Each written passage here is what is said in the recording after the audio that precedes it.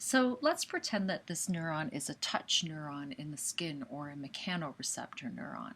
And so the dendritic region of this neuron is where the stimulus is going to be transduced or converted into eventually action potentials. So if we pretend we're touching the skin, and what will happen is we'll actually press down on the membrane of this neuron. So I'm just going to draw some lines here to kind of simulate pressure on the membrane of that neuron. And what it does is it bends the membrane and changes the shape of these sodium channels. And so we're going to call these mechanically gated sodium channels, which means that when you change the shape of them, they open or close. And when they open, sodium will enter. So here we have sodium entering the cell, and that causes a graded depolarization to happen, or a graded potential. And if enough of those sodium channels open for long enough, then we get enough sodium entry. If we have enough depolarization when we get to the axon hillock or trigger zone, then we will have a great enough change in voltage to open the first voltage-gated sodium channel. So here we're going to have sodium entry through a voltage-gated sodium channel. And of course, that will open the next one and the next one and the next one down the line, and we will have an action potential moving down the axon. And of course, repolarization follows as these voltage-gated potassium channels open. So that's potassium leaving, so we have a voltage-gated potassium channel.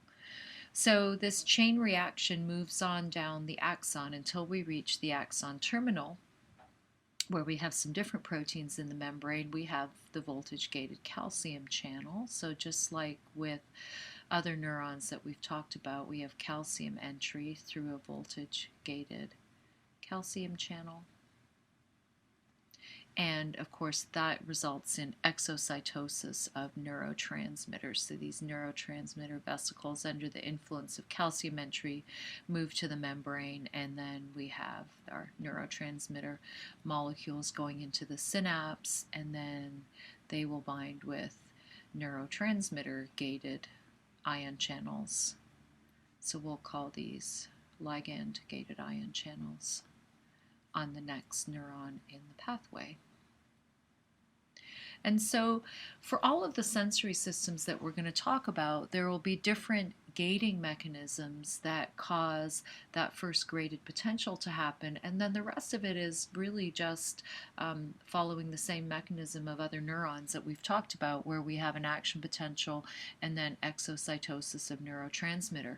Some sensory cells that we'll talk about, so let me just draw one that represents, this is going to be not a very beautiful drawing, but similar to sort of like the hair cell that's in the ear. So this is a hair cell.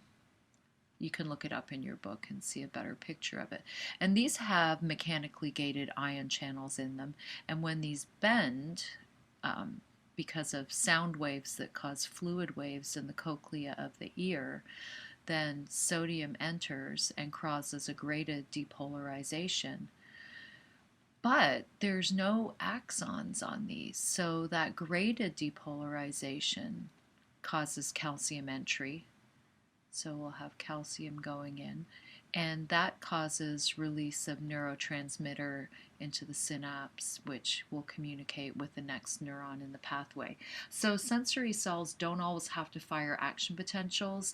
They can just fire graded potentials, which causes exocytosis of neurotransmitters. So some do fire action potentials and some don't. You always, though, have to have a graded potential first before you can fire an action potential, because you need a change in membrane potential to change the shape of this voltage-gated sodium channel to get the action potential actually started.